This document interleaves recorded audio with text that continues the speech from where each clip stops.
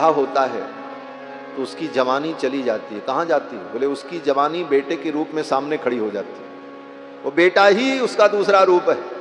इसीलिए शास्त्र में कहा गया, आत्मा वही जायते पुत्र, आत्मा ही पुत्र के रूप में होती है। तो दशरथ जी महाराज भगवान श्री राम के सौंदर्य को, उनके स्वरूप को देखकर अपनी युवावस्था का चिंतन करने लगे। मैं ऐसे ही था।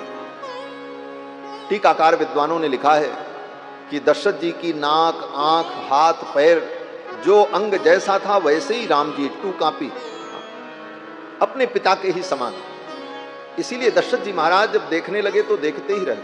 अलंकृतमिवात्मानम आदर्श तल संस्थितम।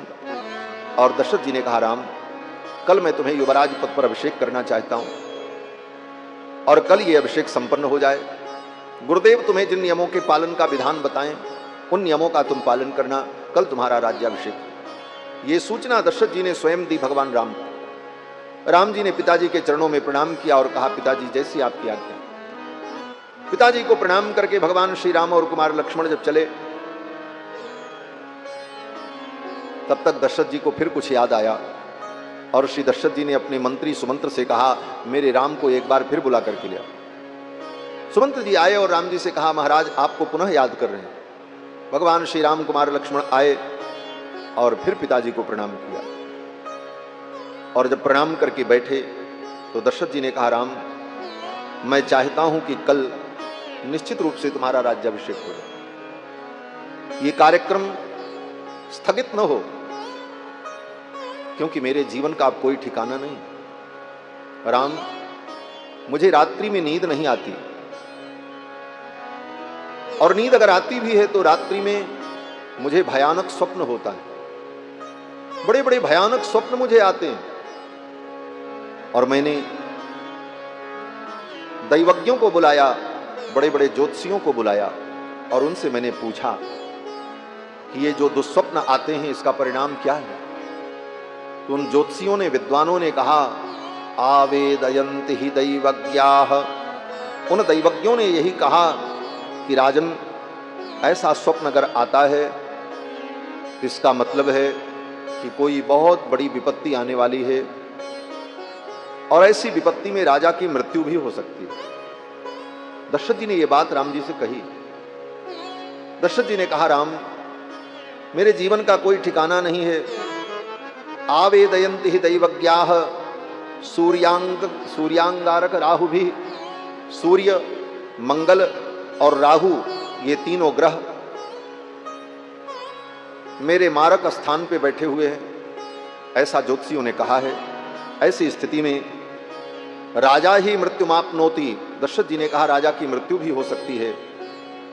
इसलिए हे राम ऐसा कुछ हो उसके पहले मैं चाहता हूं कि तुम्हारा मैं राज्याभिषेक कर दूं। राम जी ने कहा, जैसी आपकी आज्ञा। चलते चलते दशरथ जी ने कहा, राम इतने जल्दी भरत को केकय देश से नहीं बुलाया जा सकता, क्योंकि दूत लोग अगर भरत को बुलाने जाएंगे भी तो जाने में उन दूतों को 7 दिन लगेगा और भरत जी को लेकर के आने में 7 दिन लगेगा। एक पखवाड़ा बीत जाएगा। और मैं चाहता हूं कि कल ही तुम्हारा राज्याभिषेक हो जाए। तो तुम्हारा ये राज्याभिषेक भरत और शत्रुघ्न के बिना होगा। भरत भी नहीं रहेंगे, शत्रुघ्न भी नहीं रहेंगे। और तुम्हारे ससुर महाराज जनक को भी मैं नहीं बुला सकता, क्योंकि वहां भी अगर दूत भेजा जाए तो 3 दिन जाने में लगेगा, 3 दिन आने में लगेगा। इसलिए राम कल तुम्हारा राज्याभिषेक हो जाए, बाद में ये शुभ समाचार लोग सुनेंगे तो उन्हें अच्छा लगेगा। भगवान श्री राम ने कहा, जैसी आपकी आज्ञा। दशरथ जी महाराज के मन में थोड़ा संदेह भी था कि भरत अगर रहेंगे तो हो सकता है राम का राज्याभिषेक टल जाए, क्योंकि दशरथ जी ने जब महारानी कैकेयी से विवाह किया था तो उस समय महारानी कैकेयी के पिता को यह वचन दिया था दशरथ जी ने कि आप आपकी बेटी का जो पुत्र होगा उसी को मैं अपना उत्तराधिकारी बनाऊंगा। इसी शर्त पर विवाह करके लाए। और केकई जी सबसे छोटी पत्नी है, कौशल्या प्रथम है, द्वितीय सुमित्रा है और तृतीय पत्नी महारानी केकई है। और केकई से दशरथ जी ने जो विवाह किया, इस विवाह में दशरथ जी ने स्वयं इस संबंध की याचना की थी। दशरथ जी के 2 विवाह हो चुके थे, लेकिन उन पत्नियों से कोई संतान नहीं थी, महारानी कौशल्या से, महारानी सुमित्रा से। एक बार श्री दशरथ जी महाराज घूमते हुए, यात्रा करते हुए केकय देश पहुंचे। केकय देश के महाराज ने उनका बड़ा स्वागत किया और दशरथ जी महाराज कई दिनों तक वहां रुक गए। एक दिन महाराज दशरथ बैठे थे, तब तक एक सुंदर राजकुमार के समान कोई व्यक्ति घोड़े पर बैठकर तलवार लिए हुए तड़तड़ तड़तड़ घोड़े पर चलते हुए महल में प्रवेश करने लगा। उसकी अश्वचालन की कला को देखकर, उसके पुरुष वेश को देखकर दशरथ जी को बड़ा आश्चर्य हुआ। दशरथ जी ने पूछा, राजन, ये अभी अभी जो महल के अंदर व्यक्ति गया है, ये कौन है? ये आपके पुत्र हैं? आपके पुत्र को तो मैं जानता हूं, ये तो आपके पुत्र नहीं है। ये पराक्रमी पुरुष कौन है? तो महाराज केकय नरेश मुस्कुराने लगे। उन्होंने कहा, राजन, ये पुरुष नहीं है, ये कन्या है। बोले, बेस तो पुरुष का था। महाराज केकय नरेश ने कहा, ये मेरी बेटी है, इसका नाम स्वरूपा है। केकई जी का असली नाम स्वरूपा जी है। वो तो केकय देश की हैं, इसलिए केकई। जैसे घर में 4 बहुएं हों तो जिस जिस गांव से आई हैं उसी गांव के नाम पर नाम रख दिया जाता है। लातूर वाली तो पंढरपुर वाली तो सोलापुर वाली, ऐसे ही केकई माने केकय देश की। नाम तो उनका स्वरूपा जी है, और जैसा नाम वैसा ही दिव्य स्वरूप महारानी केकई का। और इसके साथ साथ कन्या होते हुए उनके अंदर पुरुषों के सारे गुण, अस्त्र शस्त्र चलाना, युद्ध करना, घोड़े की सवारी करना, रथ की सवारी करना, इन सारी कला कौशल में निपुण थी महारानी केकई। दशरथ जी को बड़ा आश्चर्य लगा। बोले, आपकी बेटी, और बेटी होकर के इसके अंदर ऐसे दिव्य गुण? दशरथ जी महाराज ने कहा, ये युद्ध करने में भी बड़ी प्रवीण है और समस्त प्रकार के अस्त्र शस्त्र चलाना इसे आता है। दशरथ जी के मन में बड़ा उत्साह हुआ कि ऐसी कन्या का मैं पाणी ग्रहण करूं, मेरी एक पत्नी ऐसी वीरांगना भी हो। इसलिए दशरथ जी ने प्रस्ताव किया कि महाराज, मैं आपकी बेटी का हाथ मांगता हूं, अपनी इस कन्या का आप मुझे दान कर दो। तो महाराज केकय नरेश ने कहा, मैं इस शर्त पर दान करूंगा कि आपके अभी तक कोई संतान है नहीं, अगर मेरी बेटी को आप ब्याह करके ले जाएं और मेरी बेटी से कोई संतान हो तो आप उसे ही अपना उत्तराधिकारी बनाएंगे। तो दशरथ जी को अभी तक कोई संतान थी नहीं, इसलिए उन्होंने सोचा चलो कोई बात नहीं, केकई को ले जाएंगे, इनसे कोई संतान होगी तो उसी को राजा बनाएंगे। वचन दे दिया। लेकिन बाद में ज्येष्ठ पुत्र भगवान श्री राम हुए, तो कभी कभी दशरथ जी के मन में ये बात आती थी कि अगर ससुर जी के दिए हुए वचन का मैं पालन करूंगा तो मेरे कुल की परंपरा चली जाएगी। कुल की परंपरा क्या है? बोले, कुल की परंपरा यही है कि ज्येष्ठ पुत्र राजा होता है, और अगर कुल की परंपरा का मैं निर्वाह करूंगा तो केकई के पुत्र को मैं राजा नहीं बना पाऊंगा, मेरा वचन झूठा हो जाएगा। यह धर्म संकट दशरथ जी महाराज के मन में कभी कभी आया करता था, और कभी कभी महारानी केकई और भरत को देखते देखते अचानक दशरथ जी महाराज गंभीर हो जाते।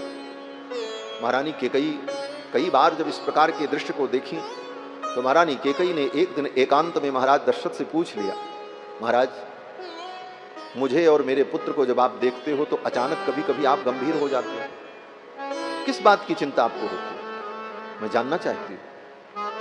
बार बार महारानी केकई ने जब पूछा तो दशरथ जी ने कहा, देवी, मैं बहुत धर्म संकट में। कुल की परंपरा यह है कि ज्येष्ठ पुत्र राजा होता है, लेकिन तुम्हारे पिता को मैंने वचन दिया था कि तुम्हारे पुत्र को राजा बनाऊंगा। अगर मैं ज्येष्ठ पुत्र राम को राजा बनाऊं तो वो मेरा वचन झूठा हो जाएगा, और उस वचन का अगर मैं पालन करूं तो मेरे कुल की परंपरा चली जाएगी, रघुकुल की रीति छूट जाएगी। और रघुकुल की यह भी एक रीति है कि रघुकुल रीति सदा चली आई, प्राण जाए पर वचन न जाए। ऐसे धर्म संकट का चिंतन करके मैं व्याकुल हो जाता हूं, मैं क्या करूं। महारानी कैकेयी मुस्कुराने लगी। उन्होंने कहा, महाराज बस इतनी छोटी सी बात, आपकी शंका को आज ही मैं दूर कर देती हूं। महारानी कैकेयी ने कहा, आपके दोनों वचन का पालन होगा। आपने मेरे पिता को वचन दिया कि कैकेयी के पुत्र को राजा बनाएंगे। तुरंत राम जी को गोद में लिया महारानी कैकेयी ने और कहा, महाराज ये राम मेरा बेटा है, मैं इसे बेटे के रूप में स्वीकार करती हूं, इसी को आप राजा बनाओ, आपका दोनों वचन बच जाएगा। महारानी कैकेयी राम जी से जितना स्नेह करती हैं इतना कोई स्नेह नहीं करती। महारानी कैकेयी अपने पुत्र भरत से ज्यादा प्रेम राम जी से करती।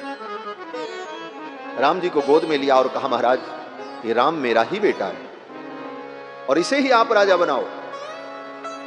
मेरे बेटे को आपने राजा बनाने का वचन दिया है, यह भी वचन सत्य हो जाएगा और कुल की परंपरा भी रह जाएगी। तब दशरथ जी की चिंता दूर हुई, लेकिन मन में कभी कभी वो बातें पुनः आ जाती। इसलिए दशरथ जी ने कहा, राम जब तक भरत अपने ननिहाल में है तब तक तुम ये राज्याभिषेक संपन्न करा लो, यही तुम्हारे लिए उत्तम काल होगा। क्योंकि व्यक्ति का मन कब बदल जाए कोई ठिकाना नहीं, क्योंकि मन किम नु चित्तम मनुष्याणाम अनित्यमिति में मति ही। दशरथ जी कहते हैं, मनुष्य का मन ये स्थिर नहीं रहता। आज मन कुछ कहता है, कल वो बदल भी जाता है।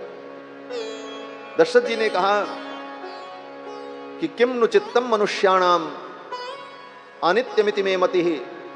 मनुष्य का चित्त जो है ये अनित्य है। आज व्यक्ति कुछ सोचता है और कल अपने उस निर्णय को व्यक्ति बदल भी देता है। इसलिए राम अभी तो सब कुछ ठीक है, लेकिन कल क्या होगा पता नहीं, इसलिए विलंब करना ठीक नहीं। जिस किसी भी प्रकार से तुम्हारा राज्याभिषेक हो जाए। ये सारी बातें दशरथ जी ने राम जी से कही। राम जी ने पिताजी के चरणों में प्रणाम किया और चल पड़े। साथ में लक्ष्मण जी थे। भगवान श्री राम ने कहा, लक्ष्मण ये राज्य लक्ष्मी जो प्राप्त हो रही है ये मेरे लिए प्राप्त नहीं हो रही, ये लक्ष्मण तुम्हारे सौभाग्य से प्राप्त हो रही। तुम मेरे साथ रह करके इस प्रजा का पालन करो, तुम मेरा साथ दोगे तभी मैं इस कार्य को संपन्न कर पाऊंगा, क्योंकि तुम मेरी आत्मा हो। द्वितीयम मेंतरात्मानम, कल की कथा में मैंने कहा था, लक्ष्मण जी भगवान की आत्मा है, लक्ष्मण जी भगवान के प्राण हैं।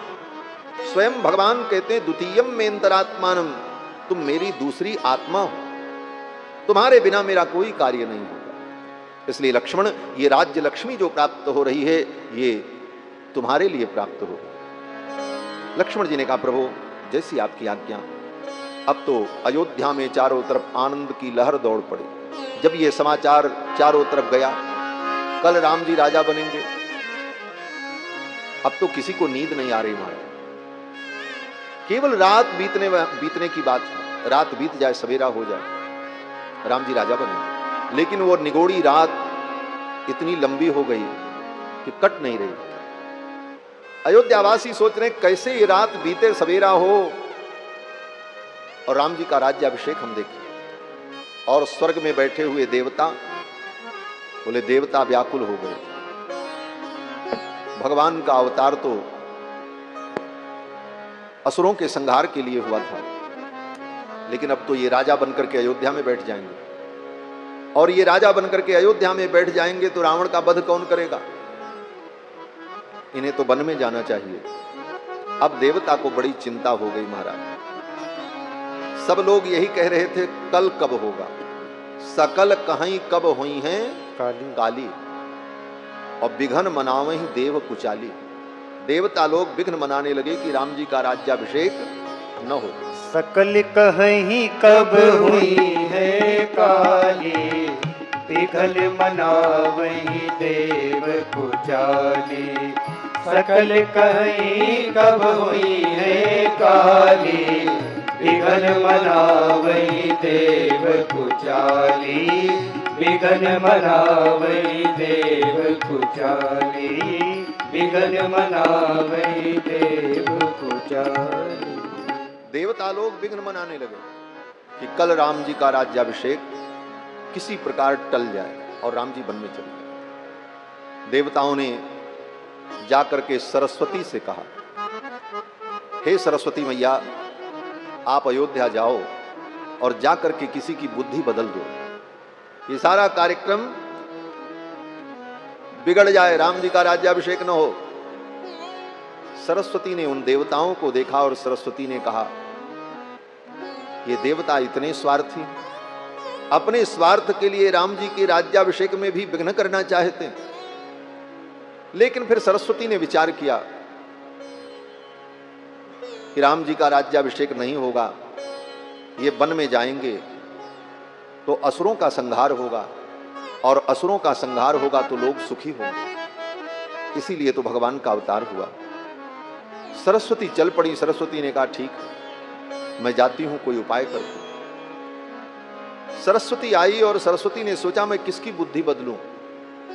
दशरथ जी की बुद्धि तो नहीं बदला जा सकता, राम जी की बुद्धि को भी नहीं बदला जा सकता, प्रजा की बुद्धि को भी नहीं बदला जा सकता।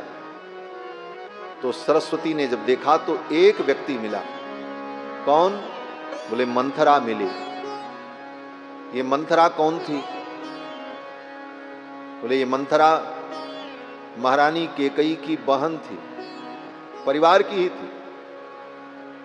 बचपन से, जन्म से ही इसे कुबड़ था, थी तो राजकुमारी, उसी कुल की थी, सगी बहन नहीं थी, चचेरी बहन थी। लेकिन जन्म से ही कुबड़ था, अंग टेढ़ा था, इसलिए किसी राजकुमार से उसका विवाह नहीं हो सकता। महारानी केकई जब विवाह होकर के अयोध्या आने लगी तो महारानी केकई ने सोचा, इसका ब्याह तो होगा नहीं, इसे कुबड़ है, इसे मैं अपने साथ ले चलूं, मेरे पास ही इसका जीवन भी बीत जाएगा। इस भाव से महारानी केकई मंथरा को अपने नैहर से ही लेकर के आई थी। ज्ञाति दासी, वाल्मीकि जी कहते हैं कि ज्ञाति दासी यतो जाता कैकेय्या तो सहोषिता। ज्ञाति दासी का मतलब महारानी केकई के परिवार की वो थी, और महारानी केकई उसको अपने साथ लेकर के आई थी अपने पीहर से, नैहर से। और परिवार की बेटी होने के कारण मंथरा मुंह बोली थी, कुछ भी महारानी केकई को कह देती थी, कोई उसे संकोच नहीं था, बराबरी का भाव था, थी तो बहन ही। और महारानी केकई भी उसे बहुत मानती थी, बहुत प्रेम करती। मंथरा भी राम जी से बहुत प्रेम करती थी। मंथरा ने राम जी की बड़ी सेवा की। बचपन में तेल मालिश, नहलाना धुलाना, कपड़े बदलना, सब काम मंथरा करती थी। राम जी को हृदय से लगा करके डोलती थी आंगन में। मंथरा ने भी राम जी की बहुत सेवा की। कभी कभी तो भाव विभोर होकर के वह अपना स्तनपान भी राम जी को कराती, वात्सल्य भाव से। लेकिन आज लोक कल्याण के लिए, लोक मंगल के लिए सरस्वती ने मंथरा को ही चुना। सारा अपयश मंथरा को ही हुआ। लेकिन कहीं भी राम जी ने कभी मंथरा को दोषी नहीं समझा। पूरी रामायण आप पढ़ लो, किसी भी रामायण में कहीं भी महाराज भगवान श्री राम ने मंथरा को दोषी नहीं माना। क्यों भाई? राम जी जानते हैं मंथरा का कोई दोष नहीं, ये तो लीला होनी थी और सरस्वती ने प्रेरणा दी।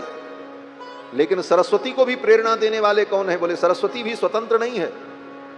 गोस्वामी तुलसीदास जी महाराज कहते हैं, सारद दारु नारी सम स्वामी राम सूत्रधर अंतर्यामी। सरस्वती क्या है? बोले कठपुतली, दारु नारी। पुराने जमाने में आपने देखा होगा, विशेष करके राजस्थान में तो कठपुतली का खेल होता था। वो कठपुतली नचाने वाले आते थे, पर्दा लगा देते थे और काठ की बनी हुई पुतलिका, उसे कपड़ा पहना करके धागा से बांधकर, उस धागा को पीछे पकड़ करके कोई बैठा रहता था, वो हिलाता, जिधर करता उधर वो नाचती थी। सामने दर्शक लोगों को लगता है एक कठपुतली नाच रही, लेकिन वो नहीं नाचती थी, वो तो पीछे बैठा हुआ जो पर्दे के पीछे सूत्रधार होता था वो नचाता था।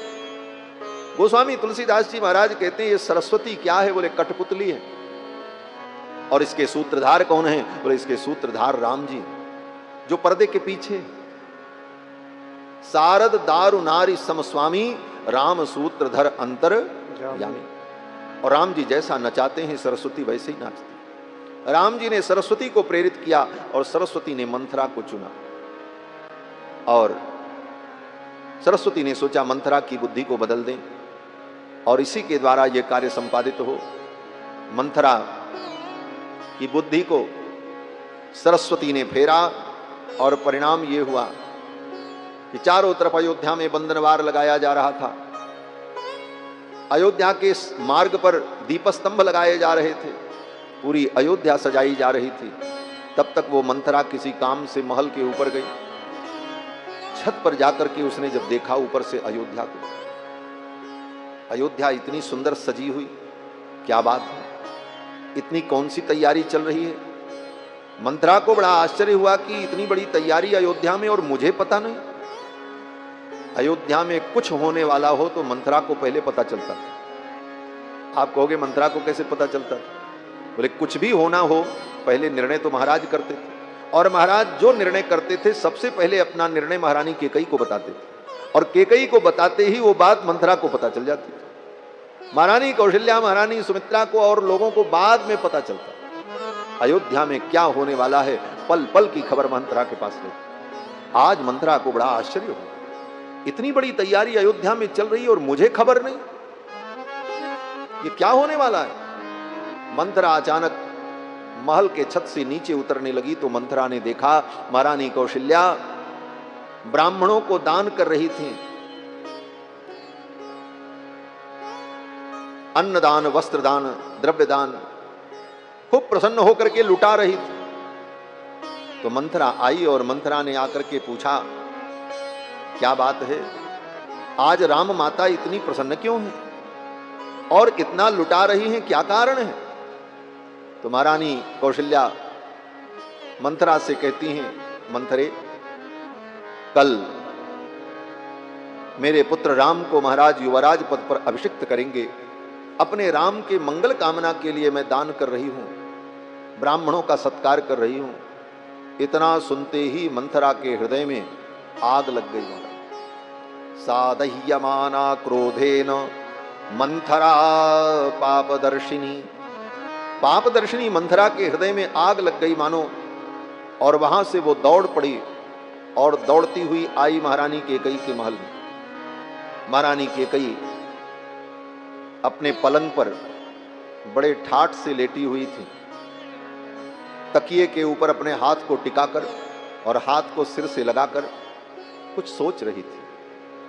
मंथरा आई दौड़ती हुई और हाँफते डांपते मंथरा ने आकर के महारानी केकई से कहा कि उत्तिष्ठ मूढ़े किम शेषे, अरे मूर्खे तू सो रही है, तेरे ऊपर महान विपत्ति आने वाली है और तू इस प्रकार ठाठ से सो रही है।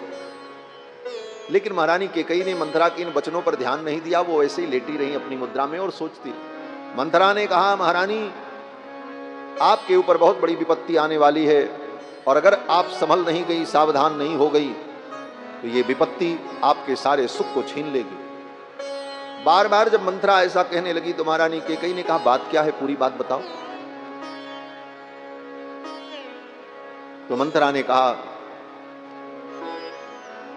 आपकी सवत के जो पुत्र राम हैं, कल महाराज आपकी सवत के पुत्र राम को युवराज पद पर अभिषिक्त करेंगे, राम राजा बनेंगे और तुम्हारा बेटा जीवन भर राम का दास बनेगा, वो कभी राजा नहीं बन पाएगा।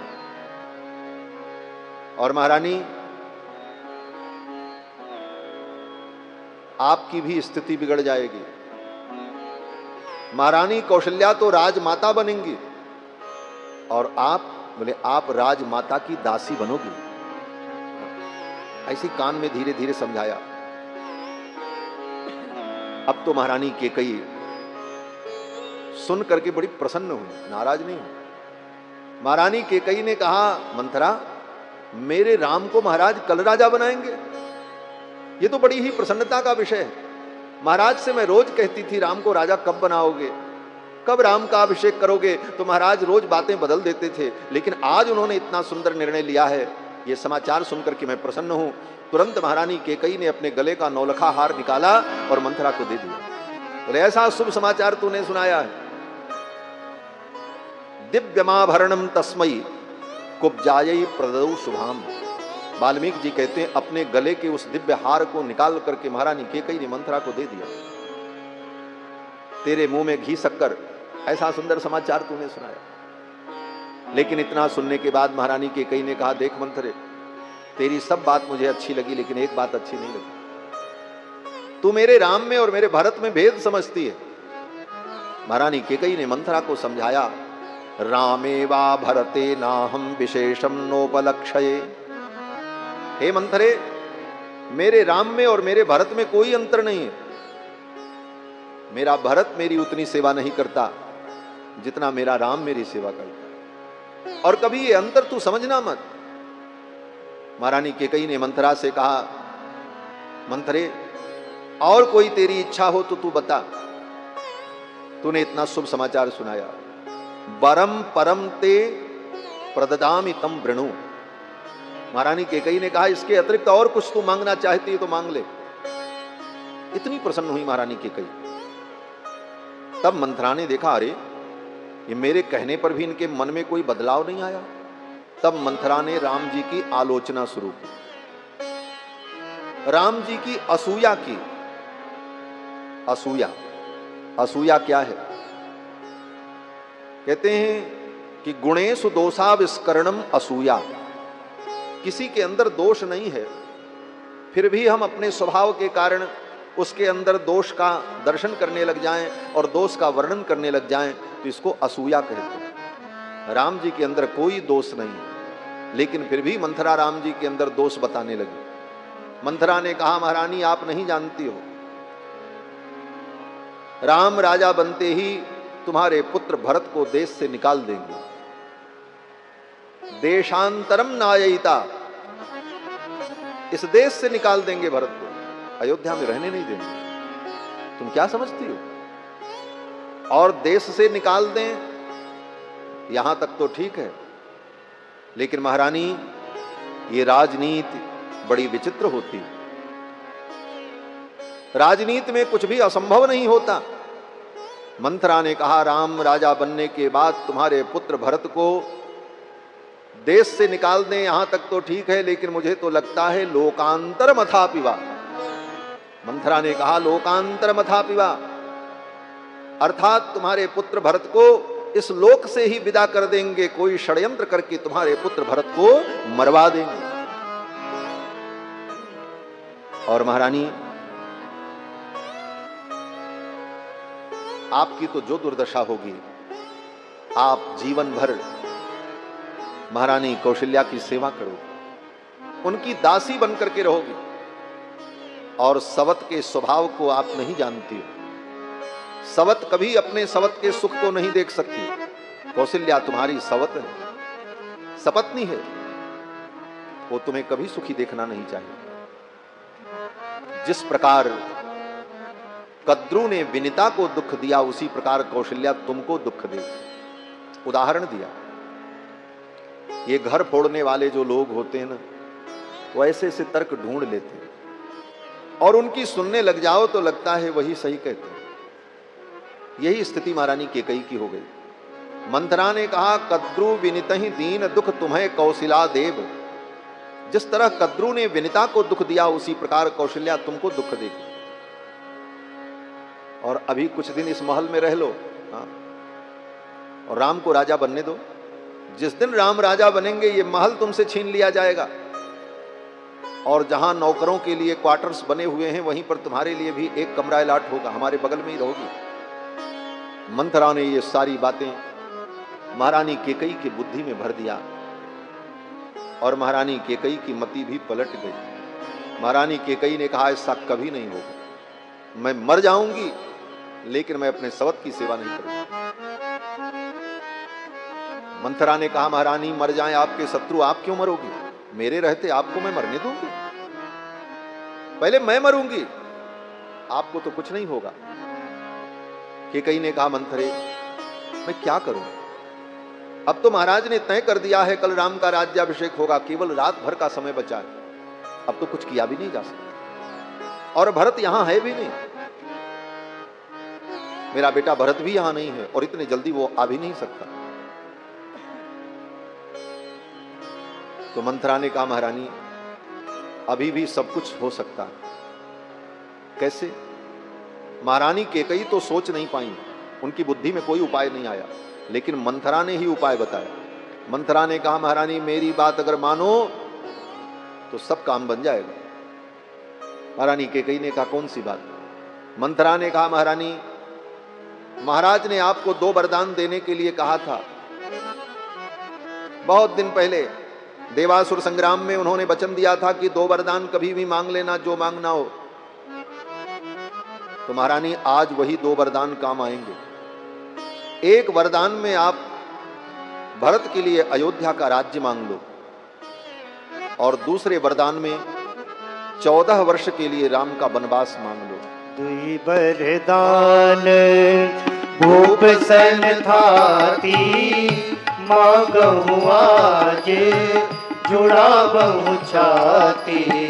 2 वरदान भूप सन थाती, मांगहु आज जुड़ा बहु छाती।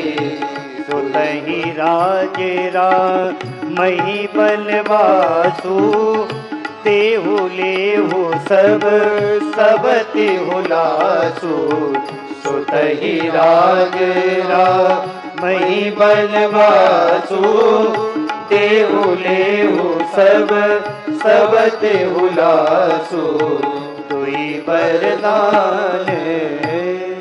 ये मंथरा ने सलाह दी, उन दोनों वरदानों को मांगने का समय आ गया। एक वरदान में सुतहि राज, अपने पुत्र के लिए राज्य मांग लो, और राम ही वनवासु, और दूसरे वन में राम जी के लिए वनवास मांग लो। एक बार महारानी केकई का हृदय फिर राम प्रेम में भीग गया, और महारानी केकई ने कहा, मंथरे 2 वरदान की जरूरत नहीं, एक वरदान में ही काम चल जाएगा। भरत के लिए मैं राज्य मांग लूं, राम भी अयोध्या में रहें, क्या दिक्कत? राम क्यों वन में जाए, राम भी अयोध्या में रहे। भरत के लिए मैं राज्य मांग लूं, बस एक वरदान में काम चल जाएगा। मंथरा ने कहा, महारानी ऐसी गलती करना मत, आपका वरदान भी व्यर्थ हो जाएगा और काम भी नहीं बनेगा। बोले क्यों? मंथरा ने कहा, अगर राम अयोध्या में रहेंगे तो तुम्हारे भरत का राज्य कभी स्थिर नहीं रहेगा, क्योंकि प्रजा राम से प्रेम करती, और 12 वर्ष से भरत अयोध्या में नहीं है।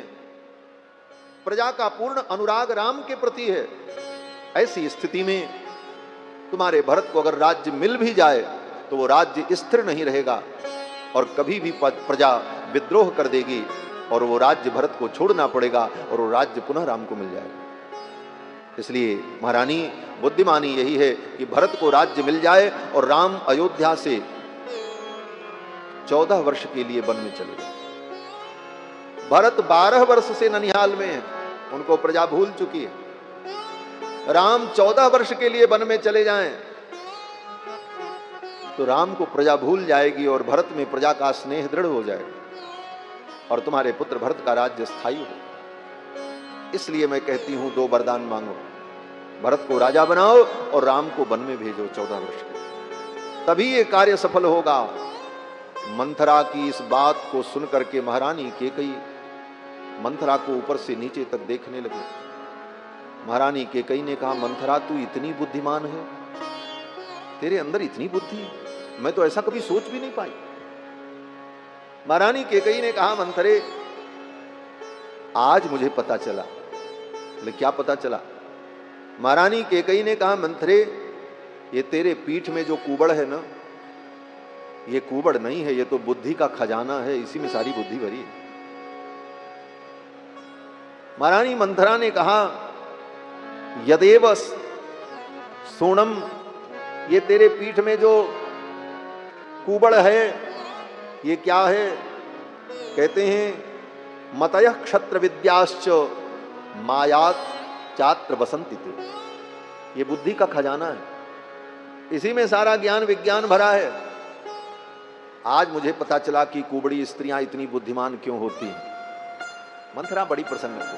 अब तो महारानी केकई ने मंथरा के स्वरूप का खूब वर्णन किया। महाराज, जिस मंथरा को देखकर रोज महारानी केकई डांटती थी, कहां से तू चली आई, जब देखो तब सामने आके खड़ी हो जाती, अपना ये कुरूप स्वरूप लेकर के मेरे सामने आ जाती।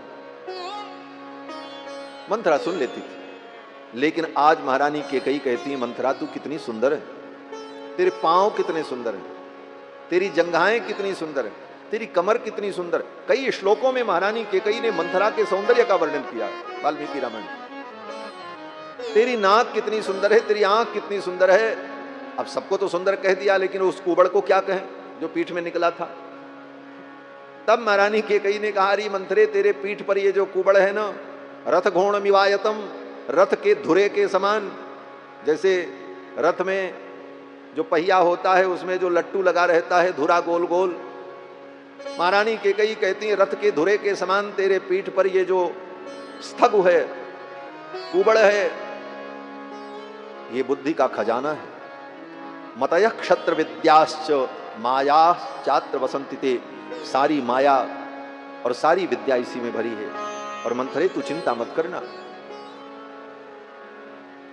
मेरा भरत राजा हो जाएगा तो मैं तेरे इस कुबड़ की पूजा करूंगी, तेरे इस कुबड़ पर मैं चंदन लगाऊंगी। चंदनम समर्पयामी, अक्षतम समर्पयामी, पुष्पम समर्पयामी।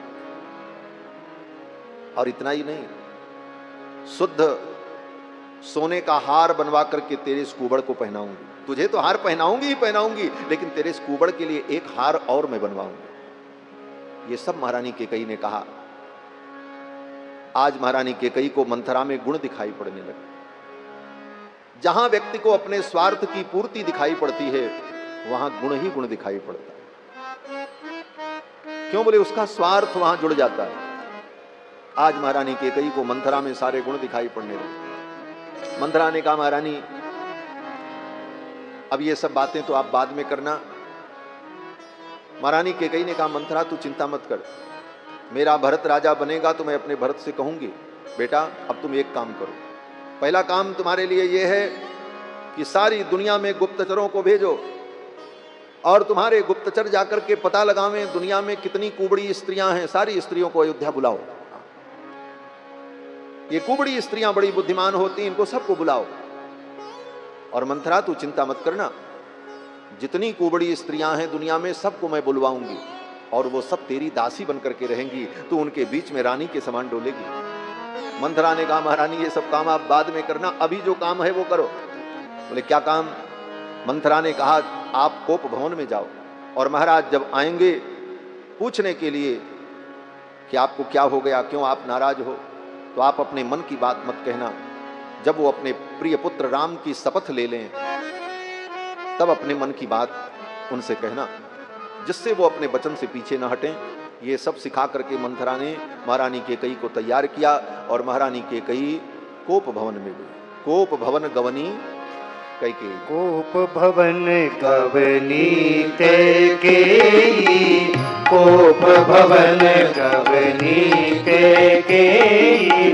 बहुविधि चेरी आदरु देई, बहुविधि चेरी आदरु देई।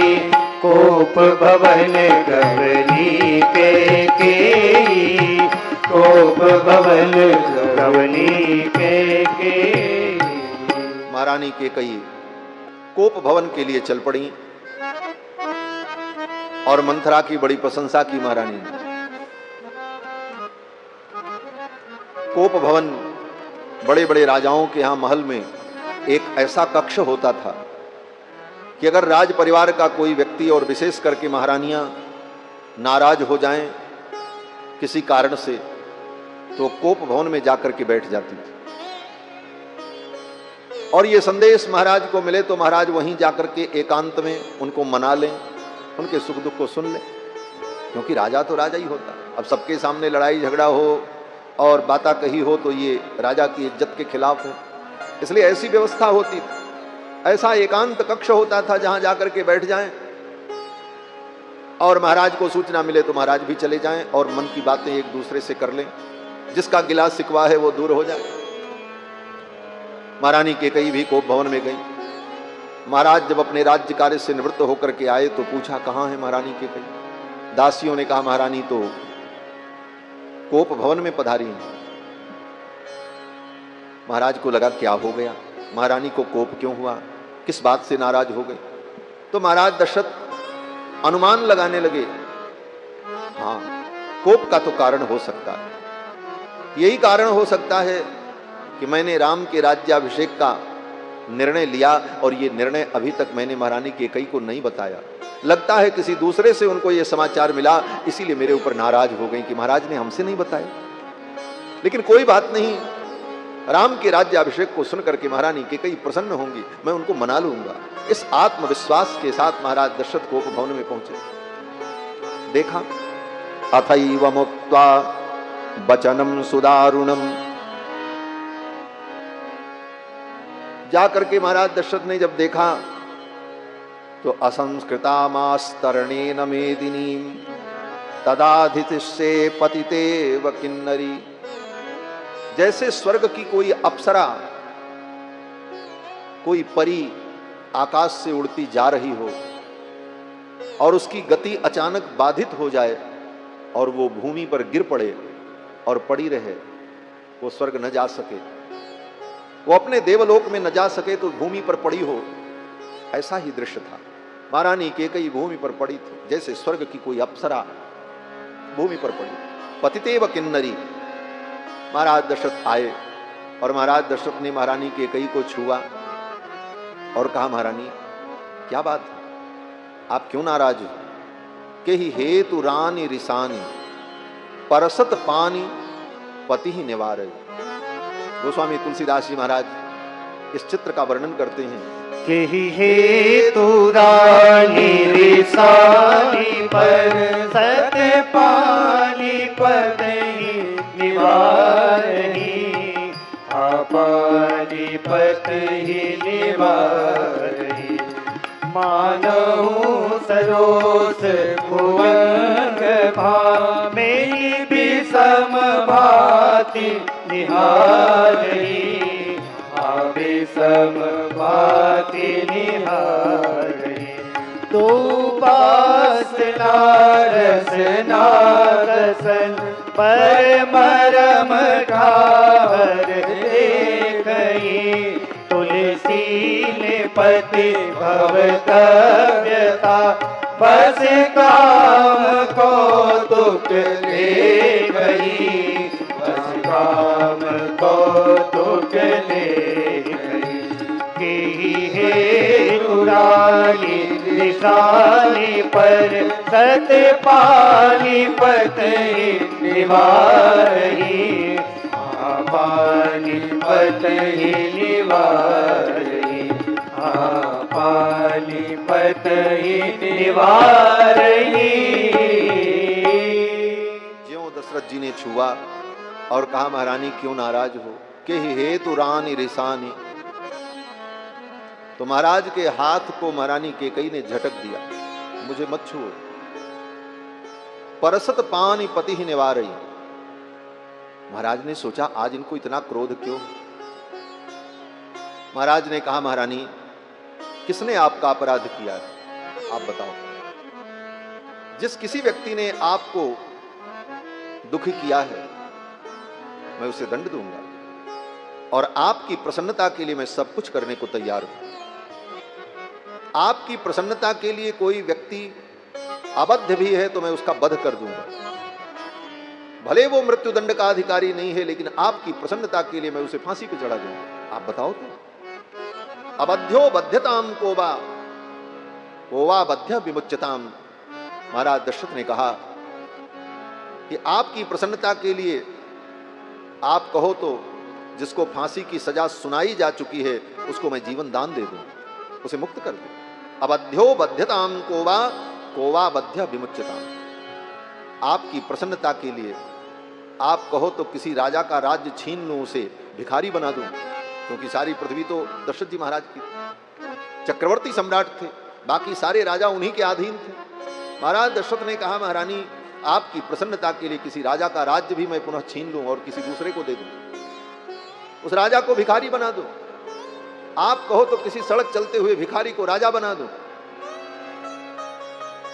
दशरथ जी भावावेश में ये सब बोल गए महाराज। कहूँ के हिरंग कहीं करहु नरेशु, कहूँ के हिरंग कहीं करहु नरेशु, कहूँ के हिल पही निकासों देशु, कहूँ के हिल पही निकासों देशु, सकहूँ तोरी अरी अमरहु मारी, सकहूँ तोरी हरि अमरहु मारी, काहे कीट बपु रे नर नारी, काहे कीट बपु रे नर नारी, काहे कीट बपु रे नर नारी।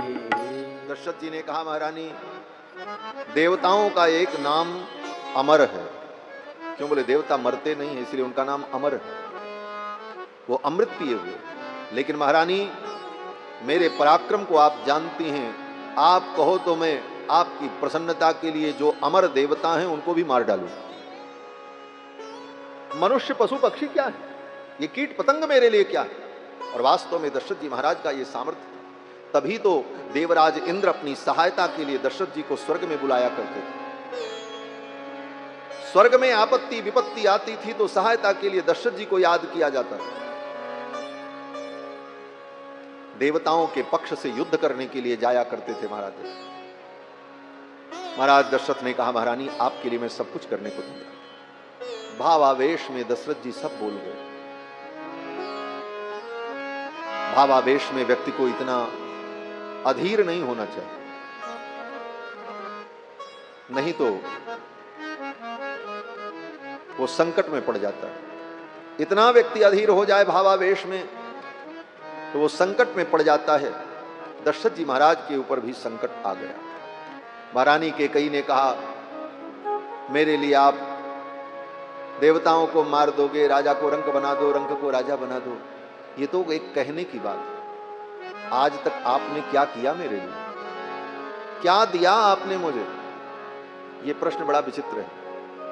पति कितना भी पत्नी के लिए सब कुछ करे, लेकिन पत्नी का ये ताना कभी खत्म नहीं होता। क्या किया आपने मेरे लिए? अपने बच्चों के लिए किया, अपने परिवार के लिए, मेरे लिए क्या किया? महारानी कैकेयी ने भी यही कहा, क्या किया आपने मेरे लिए? कल तक की कथा तो बड़ी रसिक थी, लेकिन अब कथा तो बड़ी गंभीर है।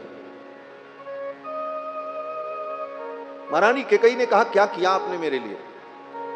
क्या देंगे आप मुझे? 2 वरदान देने के लिए कहा था, वो तो आज तक मुझे मिला नहीं, मैं और आपसे क्या मांगू?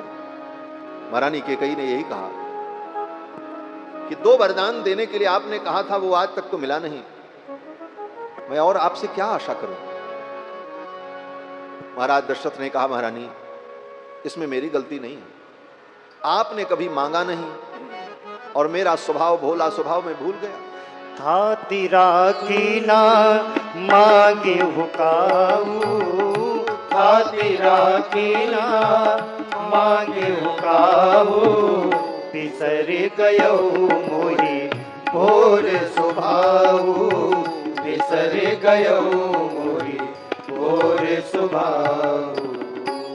दशरथ जी ने कहा कि महारानी मैं तो उसी समय वरदान देने को तैयार था, लेकिन आपने ही कहा था कि जब जरूरत लगेगी तो मैं मांगूंगी।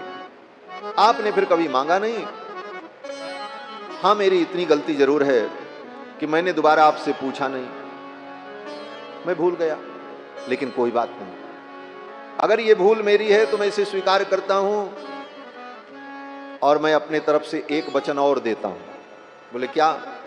दशरथ जी ने कहा, इतना विलंब हुआ इसलिए 2 के बदले में 4 वरदान आप मांग लो, मैं 4 देने को तैयार। 2 का और वचन दे दिया महाराज। झूठे हूँ हम ही दोष जन देहु, झूठे हम बस जन देहु दुई के चारे मांग मत लेहु दुई के चारे मांग मत लेहु दुई के चारे मांग मत लेहु। दशरथ जी ने कहा 2 के बदले में आप 4 वरदान मांग लो, मैं आपको देने को तैयार। ये तो गनीमत रहा कि महारानी केकई ने 2 ही वरदान मांगा। कहीं इस वचन के जाल में भी दशरथ जी को उलझा लेती तब क्या होता, और अन्य 2 वरदान में क्या मांगती महारानी केकई। ये तो भगवान की ही इच्छा थी, समझो कि महारानी केकई 2 तक ही सीमित रह गई, लेकिन दशरथ जी ने तो भावावेश में 2 वरदान और दे दिए। नारी अर्धांगिनी है, परम प्रिय है, परंतु नारी के अंतर मन को जानने के लिए पुरुष को सदा प्रच्छन्न वृत्ति का प्रयोग करना चाहिए। ये शास्त्रकारों ने कहा है, प्रच्छन्ना सस्यते वृत्ति ही स्त्री नाम भाव परीक्षणे। उसके हृदय के भाव की परीक्षा करने के लिए प्रच्छन्न वृत्ति का आश्रय ग्रहण करना। प्रच्छन्न वृत्ति का मतलब अपने मन की सारी बातों को नहीं बताना चाहिए। जब जान ले कि इनका हृदय विचलित नहीं होगा तब बताओ, नहीं तो कोई जरूरी नहीं कि सब बात बताओ ही बताओ। और ये नारी के हित के लिए भी है और पुरुष के हित के लिए भी।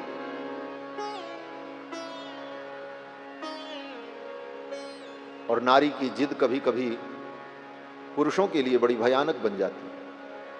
महारानी केकई के अंदर ये जो गुण आया इनकी मां से आया, इसीलिए विवाह करते समय कुल की भी परीक्षा की जाती है। महारानी केकई की जो मां थी, इनके जो पिताजी थे, महारानी केकई के पिताजी को एक महर्षि ने वरदान दिया था। क्या वरदान? बोले किसी भी जीव जंतु की भाषा को समझने का सामर्थ्य उनके अंदर था, महारानी केकई के पिता के अंदर। चींटी भी अगर आपस में बात करती हो तो महाराज केकई नरेश, जो महारानी केकई के पिता थे, वो समझ जाते थे ये चींटी उस चींटी से क्या कह रही है। प्राणी मात्र की भाषा को, संकेत को समझने का सामर्थ्य ऋषि के वरदान से उनको प्राप्त था। लेकिन ऋषि ने कहा था कि ये रहस्य किसी को बताना मत, जिस दिन तुम बताओगे उसी दिन तुम्हारा प्राणांत हो जाएगा। एक दिन महाराज बैठे थे और बगल में उनकी पत्नी बैठी थी, महारानी केकई की मां। और उसी समय कुछ चींटियां, कुछ कीड़े चल रहे थे। उन कीटों की वार्ता को सुन करके महाराज को हंसी आ गई। वो तो सब समझ जाते थे। जब उनको हंसी आ गई तो महारानी केकई की जो मां थी वो बगल में बैठी थी, वहां और कोई था नहीं। तो महारानी केकई को लगा, वो महारानी केकई की जो मां थी उनको लगा, उन्होंने अपने पति से कहा महाराज आप हमारी बात पर क्यों हंस रहे हैं? बोले महारानी मैंने आपकी बात पर हंसी नहीं की, ऐसे ही मुझे हंसी आ गई। बोले नहीं आप बताओ, आपके मन में कुछ और है, आप क्यों हंसे? बोले महारानी मत पूछो मुझे क्यों हंसी आई, किस कारण से मैं हंसा हूं, अगर ये मैं बताऊंगा तो अनर्थ हो जाएगा। महारानी केकई की मां ने कहा नहीं आप बताओ। हट कर लिया। महाराज ने कहा कि अगर मैं बताऊंगा तो मेरी मृत्यु हो जाएगी। महारानी केकई की मां ने कहा आप मुझे बताओ नहीं तो मेरी मृत्यु हो जाएगी, मैं मर जाऊंगा। ऐसा हट किया। और महाराज ने देखा कि अब मैं क्या करूं। बोले ठीक है मैं अपनी हंसी का कारण आपको बताऊंगा, लेकिन एक बार मैं अपने गुरुदेव से जाकर के विचार करूं। और उन महर्षि के पास गए महाराज, और महाराज ने कहा अब मैं क्या करूं, आपने ऐसा वरदान दिया था, पशु पक्षियों की भी भाषा समझने की योग्यता दी, लेकिन किसी को बता दूं तो मेरी मृत्यु हो जाएगी, और मेरी पत्नी ने इस प्रकार हठ किया है, अब मैं क्या करूं? अगर बताता हूं तो मेरी मृत्यु हो जाएगी, और नहीं बताता हूं तो वो मरने को तैयार है, अनर्थ हो जाएगा। महर्षि ने डांटा और महर्षि ने कहा मर जाने दो उसको, कभी मत बताना, इतना मत अधीर बनो, ऐसे दुराग्रह को स्वीकार मत करो, और जाकर के कह दो कि अगर तुम्हें मरना है तो तुम मर जाओ, मैं नहीं बताऊंगा। गुरु की आज्ञा मान करके आकर के महाराज ने कहा कि जाओ। क्यों मुझे हंसी आई? मैं नहीं बताऊंगा। बोले मैं मर जाऊंगी। महाराज ने कहा मर जाओ, मैं दूसरा ब्याह कर लूंगा, काम खत्म। अब बेचारी चुप हो गई, तब जाकर के वो शांत हुई। नहीं तो यहां तक वो हट कर चुकी थी कि आप मरो लेकिन मुझे बताओ। इसीलिए विद्वानों ने कहा क्रिया चरित्रम पुरुषस्य भाग्यम दैवो न जानाति कुतो मनुष्य। ये किसी नारी जाति की निंदा नहीं है, ये इस प्रकार की जो नारियां होती हैं उनकी निंदा है। पुरुषों में भी अच्छे बुरे होते हैं, और जहां जो गलत करता है उसकी निंदा होती है, और जो अच्छा करता है उसकी प्रशंसा भी होती है। इसलिए कभी इन बातों को हृदय पर नहीं लेना चाहिए। शास्त्र और शास्त्र के रचयिता महापुरुषों ने जो कुछ कहा है हमारे जीवन को व्यवस्थित करने के लिए कहा। उनका किसी से कोई द्वेष नहीं है, न किसी की आलोचना का उद्देश्य है। उद्देश्य केवल समाज का मार्गदर्शन है। तो महारानी कैकेयी उन्हीं की तो बेटी, ऐसा ही हट किया, लेकिन ये तो अपने मां से भी एक सीढ़ी आगे निकल गए। महारानी कैकेयी ने कहा अगर आप मुझे वरदान देना चाहते हो तो मैं ऐसे नहीं मांगूंगी, पहले आप अपने प्रिय पुत्र राम की कसम खाओ, शपथ लो कि मैं जो मांगूंगी आप दोगे, तब मैं अपने मन की बात कहूंगी। दशरथ जी महाराज कल्पना भी नहीं कर पाए कि ये क्या मांगेंगी, और भावावेश में दशरथ जी महाराज ने शपथ ले ली। दशरथ जी ने कहा कि तेन रामेण कैकेयी सपेते वचन क्रियां। दशरथ जी ने कहा महारानी कैकेयी मैं अपने पुत्र राम की शपथ लेता हूं, आप जो कहोगी वो मैं दूंगा। अब शपथ ले लिया। तब महारानी कैकेयी ने कहा अब मैं कहने जा रही हूं, और जो मैं कहने जा रही हूं केवल आप नहीं सुनेंगे। वहां कोप भवन में तो केवल दो लोग थे, महारानी कैकेयी और महाराज। लेकिन महारानी कैकेयी ने इस प्रकार दशरथ जी को अपने वाक जाल में फंसाया। महारानी कैकेयी ने कहा मैं जो कहने जा रही हूं केवल आप नहीं सुनेंगे, 33 कोटि देवता भी सुन रहे हैं, मैं उनको साक्षी बना रही हूं। सूर्य चंद्रमा को मैं साक्षी बना रही हूं, पृथ्वी और आकाश को मैं साक्षी बना रही हूं, और इन सबको साक्षी बना करके मैं अपने मन की बात कहूंगी। और ऐसा कहते हुए महारानी कैकेयी ने अपने मनोभाव को व्यक्त किया और कहा पहला वरदान तो मुझे ये चाहिए कि जिन सामग्रियों से कल आप अपने ज्येष्ठ पुत्र राम का युवराज पद पर अभिषेक करने जा रहे हैं, उन्हीं सामग्रियों से मेरे बेटे का अभिषेक, मेरा भरत राजा बने। और दूसरा वरदान मुझे ये चाहिए कि नव पंच वर्षाणि, 9 वर्ष और 5 वर्ष, कितने हुए? 14। महारानी कैकेयी कहती नव पंच वर्षाणि दंडकारण्यमाश्रितः चीराजिनधरो वीरो रामो भवतु तापसः। 14 वर्ष तक राम बलकल वस्त्र धारण करके दंडकारण्य में तपस्वी वेश में निवास करें, ये दूसरा वरदान मुझे चाहिए। सुनहु प्राण प्रिय भावत जी का, देहु एक बर भरत के का। सुनहु प्राण प्रिय भावत जी का, देहु एक बर भरत के का। मांगहु दूसर पर कर जोरी, पुर बहुनाथ मनोरथ मोरी। मांगहु दूसर पर कर जोरी, पुर बहुनाथ मनोरथ मोरी। तापस बेश विशेष उदासी, 14 बरस राम बनवासी। तापस भेष विशेष उदासी, 14 बरस राम बनवासी। सुनहु प्राण प्रिय पावत जी का, देहु एक बर भरत का, सुनहु प्राण प्रिय। महारानी कैकेयी ने कहा, एक वरदान में मेरे पुत्र भरत के लिए अयोध्या का राज्य और दूसरे वरदान में राम के लिए 14 वर्ष का वनवास। महाराज दशरथ कांप गए। महाराज दशरथ ने कल्पना भी नहीं की थी कि ऐसा कुछ होगा। महाराज दशरथ ने कहा, महारानी आपके इस वरदान को देने में मेरा धर्म चला जाएगा। मैंने हजारों लोगों के बीच में सभा के मध्य में अपनी प्रजा को वचन दिया है, कल मैं राम को राजा बनाऊंगा। मेरे उस वचन का क्या होगा? गुरुदेव को वचन दिया है, मंत्रियों को वचन दिया है, उस वचन का क्या होगा? और अगर उस वचन का पालन करता हूं तो तुम्हारे इस वचन का क्या होगा? महारानी मुझे धर्म संकट में मत डालो, अपने इस वचन को वापस ले लो और कुछ मांग लो इसके बदले में, लेकिन अपने इस वचन को वापस ले लो। इस वचन की पूर्ति करने में सब कुछ नष्ट हो जाएगा, मेरा जीवन नहीं रहेगा।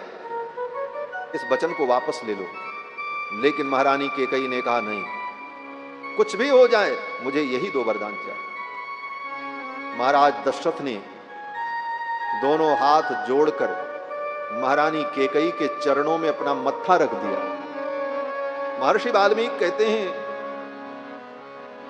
कि महाराज दशरथ ने कहा, अंजलिम कूर्मि कैकेयी पादौ चापिस्पृशामिते, मैं तुझे हाथ जोड़ता हूं, पादौ चापिस्पृशामिते, तेरे पैर पड़ता हूं, अपने इन वचनों को वापस ले लो।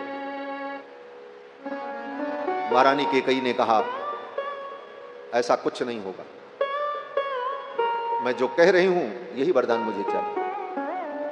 दशरथ जी महाराज ने इस विषम परिस्थिति में भी अपने पुत्र राम के गुणों का चिंतन करते हुए महारानी कैकेयी को समझाने का प्रयास किया। महारानी, राम ने क्या अपराध किया? एक भी अपराध उसका बता दो तो मैं उसे वन में भेज दूं। किसी को वन में भेजा जाता है, देश से निकाला जाता है, तो किसी कारण से कोई अपराध किया हो। राम ने क्या अपराध किया? ठीक है, कोई बात नहीं, राज्य में भरत को दे दूंगा, लेकिन मेरे राम को तो रहने दो अयोध्या में। मेरा राम चला जाएगा तो मेरा प्राण चला जाएगा। और महारानी, आप तो जानती हो, विश्वामित्र जी अपने यज्ञ की रक्षा के लिए राम को लेने आए थे, मेरे प्राण गले में अटक गए। वो तो गुरुदेव की वाणी ने मुझे सहारा दिया, लेकिन आज अगर राम वन में चले गए तो मेरा जीवन नहीं रहेगा, तेरा सौभाग्य नष्ट हो जाएगा, तेरा सिंदूर उजड़ जाएगा। महारानी, इस वचन को आप वापस ले लो। राम ने कोई अपराध नहीं किया। सत्येन लोकान जयति, राम ने अपने सत्य के बल पर समस्त लोगों को जीता है। इन लोगों को जीतने की बात जो दशरथ जी कह रहे हैं, इसका तात्पर्य यह है कि राम की सत्य निष्ठा ऐसी है कि राम जी अपने सत्य के बल पर किसी भी लोक में जा सकते हैं और किसी लोक में किसी को प्रतिष्ठित कर सकते हैं। यह सत्य का बल है। सत्येन लोकान जय। और लोकान का एक अर्थ यहां पर यह भी है, लोक माने प्रजा। भगवान के इस प्रथम गुण का ही वर्णन करते हुए दशरथ जी ने कहा, महारानी, मैं भरत को राजा बना दूं, लेकिन प्रजा राम को राजा के रूप में चाहती है। और ये राज्य मेरा नहीं है, प्रजा जिसको चाहती है वही राजा होता है। और प्रजा राम को चाहती है, क्योंकि राम ने अपने सत्य के बल पर अपनी प्रजा के मन को जीत लिया है। सत्येन लोकान जयति, लोक माने प्रजा, इसीलिए लोकतंत्र कहा जाता है, प्रजातंत्र, लोकतंत्र। तो लोक का अर्थ प्रजा है। दशरथ जी ने कहा, सत्येन लोकान जयति द्विजान दानेन राघव। और मेरे राम ने ब्राह्मणों को भी जीत लिया है। ब्राह्मणों को कैसे जीत लिया? युद्ध करके, पराजित करके? कहते नहीं, ब्राह्मण को जीतने का केवल एक ही तरीका है, दानेन।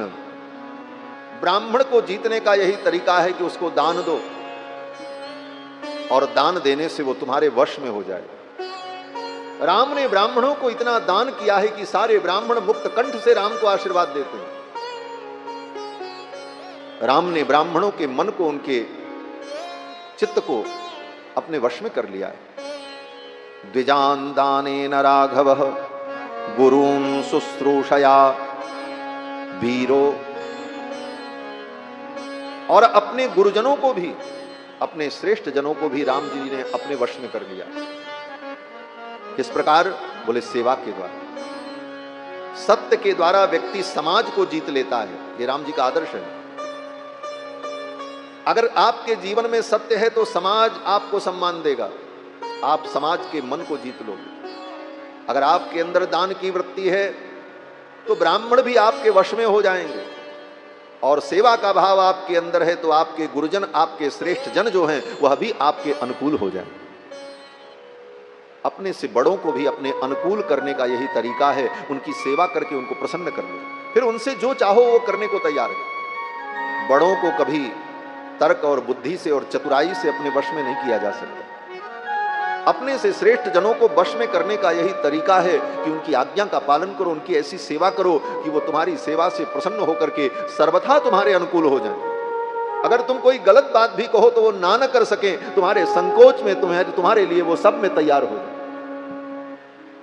राम जी ने सेवा के बल पर सबको जीत लिया।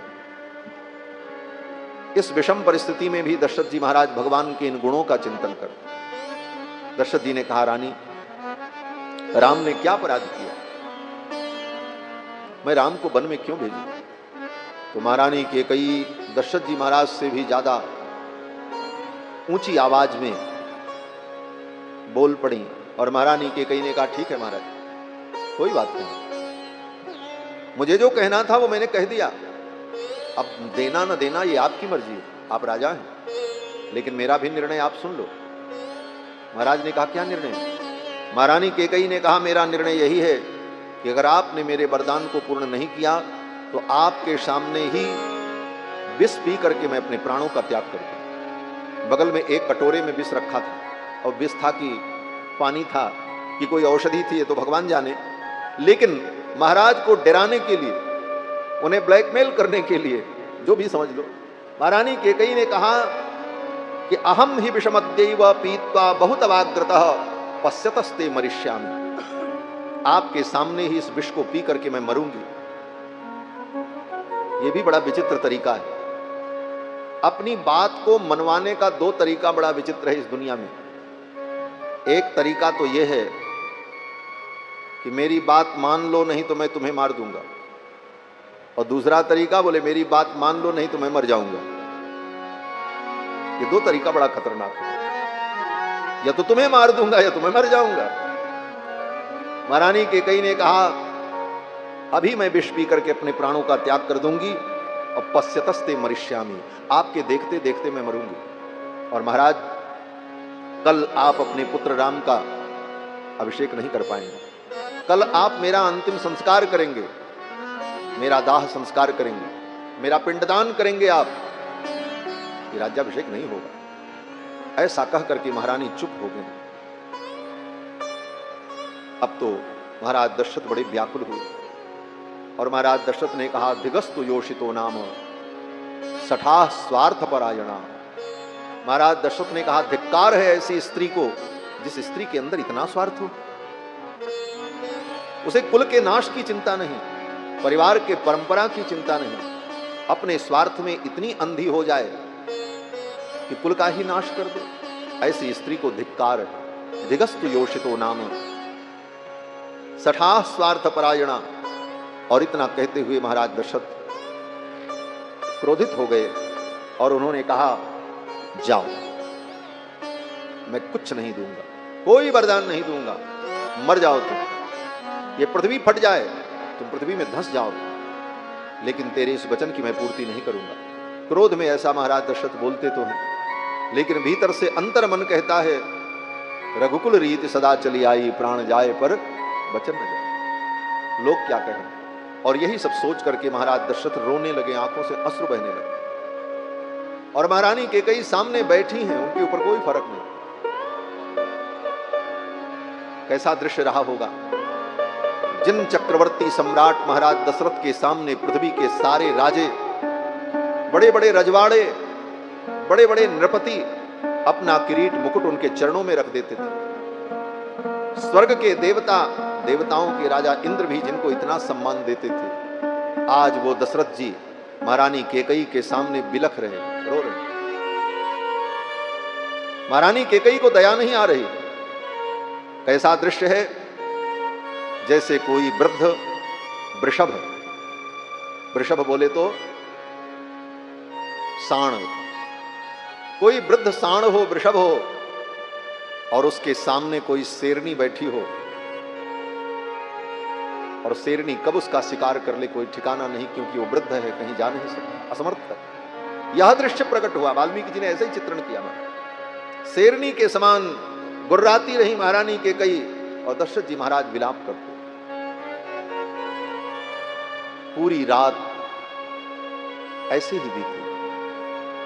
जब सवेरा हुआ, बंदी जन लोग महाराज दशरथ का गुणगान करने लगे, क्योंकि रोज का ये नियम था। बंदी जन प्रातः काल गुणगान करते थे, नक्कारे बजते थे, सहनाइयां बजती थीं, तब महल में चहल पहल होती थी। आज जब ये सब कुछ होने लगा तो महाराज दशरथ ने अपने मंत्री सुमंत्र से कहा, ये सब बंद कराओ, मुझे कुछ अच्छा नहीं लग रहा। मेरे धर्मात्मा पुत्र राम को बुलाओ, मैं अपने पुत्र राम को देखना चाहता हूं। सुमंत्र जी महाराज गए और भगवान श्री राम को बुला करके ले आए। अभी राम जी को भी पता नहीं है क्या होने वाला। भगवान श्री राम आए, और भगवान श्री राम जब चलने लगे तो सीता जी भगवान श्री राम को अपने महल के द्वार तक छोड़ने के लिए आई। आज राम जी का जो वेश है ना, वो राजकुमार वाला वेश नहीं है। क्यों बोले? राज्याभिषेक होना था, तो राज्याभिषेक के पहले जो दीक्षा होती है, उस दीक्षा के नियमों का पालन करना होता है। इसलिए कंधे पर मृगचर्म, हाथ में हिरण का सींग, और उंगलियों में कुश के बने हुए पवित्र, ये सब धारण किए हुए राम जी व्रत का पालन कर रहे थे, क्योंकि आज राज्याभिषेक होने वाला था। और इसी रूप में राम जी रथ में जब बैठे तो सीता जी ने भगवान का मंगलाशासन किया। क्यों मंगलाशासन किया? बोले सीता जी ने सोचा, हमेशा मेरे प्रभु श्री राम जब भी समाज में जाते थे, कहीं जाते थे, तो वस्त्र पहनकर, आभूषणों से अलंकृत होकर, इनका एक एक अंग वस्त्र और आभूषण से आच्छादित रहता है। लेकिन आज तो ये नंगे बदन जा रहे हैं, कंधे पर केवल मृगचर्म है और यज्ञोपवीत। आज इनके अंग के सौंदर्य को देखकर कहीं किसी की नजर न लग जाए इनको।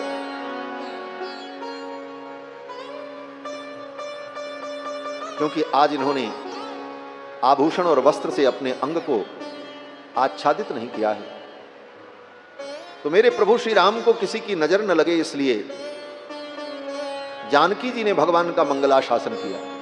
कल की कथा में मैंने निवेदन किया था, भक्तों ने भगवान को आशीर्वाद दिया, मंगलाशासन किया। और ये वाल्मीकि रामायण तो मंगलाशासन ग्रंथ ही है। जानकी जी ने भगवान को आशीर्वाद दिया। जानकी जी ने कहा कि आप जा रहे हो, चारों दिशाओं के जो स्वामी हैं, दिक्पाल हैं, वो आपकी रक्षा करें। और ऐसा कह करके श्री जानकी जी ने भगवान का मंगलाशासन किया। पूर्वाम दिशम वज्रधरो दक्षिणाम पातुते यमः वरुणः पश्चिमामाशाम धनेशस्तु उत्तराम दिशम।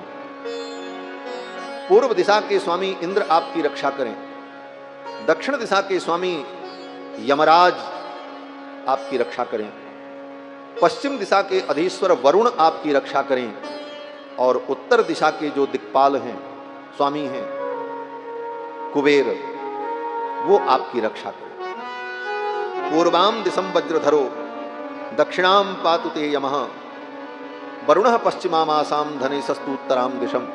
ये कह करके जानकी जी ने भगवान को आशीर्वाद दे करके विदा किया, और भगवान रथ पर बैठे और चल पड़े। और जब राम जी अपने पिताजी के पास पहुंचे और देखा पिताजी की इस दशा को, साथ में लक्ष्मण जी भी थे। महारानी कैकेयी सामने गंभीर मुद्रा में बैठी, दशरथ जी महाराज भूमि पर बैठे हुए, आंखों से अश्रुपात हो रहा है, चेहरा उदास है, वातावरण अत्यंत भयानक है। इस दृश्य को देखकर भगवान राम सब कुछ समझ गए। राम जी को देखते ही दशरथ जी महाराज ने कहा, राम, धर्म बंधेन बद्धोस्मि नष्टा च मम चेतना। हे राम, आज मैं धर्म के बंधन में बंध गया हूं, मेरी चेतना नष्ट हो रही है। दशरथ जी महाराज तो ऐसी स्थिति में थे। राम जी आए और राम जी ने पिताजी को प्रणाम किया, महारानी कैकेयी को भी प्रणाम किया। प्रणाम करने पर दशरथ जी ने राम जी को आशीर्वाद नहीं दिया। जब आशीर्वाद नहीं दिया तब राम जी ने महारानी कैकेयी से पूछा, महारानी, मां, क्या बात है? आज मेरे प्रणाम करने पर पिताजी ने मुझे आशीर्वाद नहीं दिया। अन्य दिनों में तो पिताजी अगर नाराज भी रहते थे तो मेरे आते ही प्रसन्न हो जाते थे। आज ने क्या हो गया है कि ये मुझे देख करके प्रसन्न नहीं हो रहे। अन्यदा माम पिता दृष्ट्वा प्रकुतो भी प्रसीदति। अन्यदा माम पिता दृष्ट्वा, अन्य समय में मेरे पिताजी मुझे देखकर इतने प्रसन्न होते थे कि प्रकुपितो भी प्रसीदति, अगर कुपित भी रहते थे तो प्रसन्न हो जाते थे। कभी कभी ऐसा होता था। राम जी, दशरथ जी महाराज अपने न्यायालय में बैठकर किसी मुकदमे की, किसी केस की सुनवाई करते होते और उस मुकदमे में अपराधी को मृत्युदंड देना है और सारी दलील सुनने के बाद दशरथ जी मृत्युदंड की घोषणा करने जाते, इस व्यक्ति को मृत्युदंड दे दिया जाए, इसने अपराध किया है। और उसी समय राम जी अगर कहीं घूमते हुए पहुंच जाएं तो राम जी को देखते ही दशरथ जी को इतनी प्रसन्नता होती थी कि दशरथ जी कहते थे, इसको जीवन दान दे दिया जाए, छोड़ दो इसे। अन्यदा माम पिता दृष्ट्वा प्रकुतोपि प्रसीदति। आज इन्हें क्या हो गया? तो महारानी कैकेयी बोल पड़ी। महारानी कैकेयी ने कहा, राम, इनको कुछ नहीं हुआ, ये ठीक है, इनकी तबीयत भी ठीक है, ये अपने मन की बात तुमसे कहना चाहते हैं, लेकिन तुम्हारे संकोच के कारण ये तुमसे कह नहीं पा रहे। राम जी ने कहा, मां, मेरे जैसे आज्ञाकारी पुत्र को कुछ कहने में पिताजी को संकोच हो। पिताजी कहें तो मैं पिता की आज्ञा का पालन करने के लिए अग्नि में कूद जाऊं, समुद्र में कूद जाऊं, पतेयम अभिचारणवे, अगर पिताजी कह दें तो मैं समुद्र में छलांग लगा दूं। आप तो जानती हो, रामो दुर्ना विभाषते, राम दो बार नहीं बोलता। राम जो कहता है वो करता है, राम दो बार नहीं बोलता। मां, आप तो मेरे स्वभाव को जानती हो, पिताजी अगर कह दें तो इनकी प्रसन्नता के लिए मैं सब कुछ करने को तैयार। तो दशरथ जी तो कुछ नहीं बोले, लेकिन महारानी कैकेयी ने कहा, राम, ये अपने मन की बात नहीं कहेंगे, लेकिन मैं बताती हूं। मैंने इनसे 2 वरदान मांगा। इन्होंने 2 वरदान देने के लिए कहा था, मुझे जो अच्छा लगा मैंने मांग लिया। एक वरदान में भरत के लिए अयोध्या का राज्य और दूसरे वरदान में तुम्हारे लिए 14 वर्ष का वनवास मैंने मांगा, और यही बात ये तुमसे कहने में संकोच कर रहे हैं। मैं तुमसे कहती हूं, अब तुम्हें जो करना है तुम करो। इतना सुन करके राम जी हंसने लगे और राम जी ने कहा, मां, बस इतनी सी बात, मेरा भरत राजा बने, मैं अपने भरत के लिए, ये राज्य क्या है? अपने भाई भरत के लिए अयोध्या का राज्य क्या है? मैं अपना प्राण, अपना जीवन, अपनी सीता सब कुछ त्याग सकता हूं भरत के लिए। मां, आप तो मेरे स्वभाव को जानती हो। अहम सिहि सीताम राज्यम च प्राणान निष्ठान धनानि च।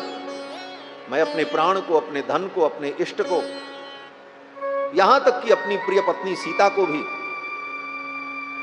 त्याग सकता हूं। ये राज्य क्या है? और मेरा भरत राजा बने, इससे अच्छी बात और क्या हो सकती है? और रही बात वन गमन की, तो मैं 14 वर्ष वन में रह लूंगा। 14 वर्ष क्या है, मैं जीवन भर वन में रहूंगा, कभी नहीं आऊंगा लोग। अब इतना सुन करके महारानी कैकेयी बड़ी प्रसन्न हुई। महारानी कैकेयी ने कहा, राम, कब वन में जाओगे? राम जी ने कहा, अब यहां से जाएंगे तो फिर चले जाएंगे। महारानी कैकेयी ने कहा, राम, जब तक तुम वन में नहीं जाओगे तब तक तुम्हारे पिताजी न स्नान करेंगे, न पानी पिएंगे, न भोजन करेंगे। अगर तुम अपने पिता को सुखी देखना चाहते हो तो जितना शीघ्र हो सके तुम वन के लिए प्रस्थान करो।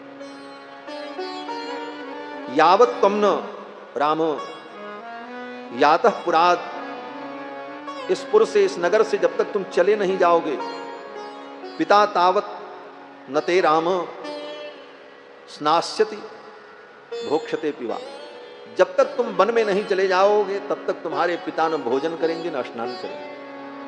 अगर तुम इनको सुखी देखना चाहते हो तो जितना शीघ्र हो यहां से चले जाओ। इतना सुनते ही राम जी अपने पिताजी के उस महल से इतनी तेज दौड़ते हुए बाहर निकले। बचपन में राम जी को लोगों ने दौड़ते हुए देखा था, लेकिन आज 24 वर्ष की अवस्था में एक बच्चे के समान इतनी तेज दौड़ते हुए राम जी उस महल से बाहर निकले। महर्षि वाल्मीकि कहते हैं जैसे किसी घोड़े को एक चाबुक मार दिया जाए तो घोड़ा तीव्र गति से भागता है, उसी प्रकार केकई के वचनों को सुनकर के राम जी भगे वहां से। कितना जल्दी मैं वन में चला जाऊं, मेरे पिताजी सुखी हो जाए। यह पितृभक्ति राम जी की आदर्श है। राम जी चल पड़े, पीछे पीछे लक्ष्मण जी भी चले। लक्ष्मण जी तो हर जगह साथ में ही रहते, सब लक्ष्मण जी देख रहे हैं, लेकिन परिस्थितियों का अनुभव कर रहे हैं लक्ष्मण जी होने वाला क्या है। राजनीति के इस विभिन्न प्रकार के रूप को लक्ष्मण जी अनुभव कर रहे हैं। वहां से लक्ष्मण जी भी पीछे पीछे दौड़ पड़े, आए और आकर के भगवान श्री राम ने अपनी मां कौशल्या से कहा, मां अब मैं राजा नहीं बनूंगा, अब तो मुझे वन में जाना है। मां तो थाली लेकर के दौड़ी भोजन कराने के लिए, बेटा कुछ भोजन कर लो। बड़ी सुंदर चौपाई वहां पर मानस में गोस्वामी जी ने कहा, तात जाऊं बलि बेग नहाओ। मां कौशल्या ने कहा, राम जल्दी से स्नान कर लो, कुछ जीम लो।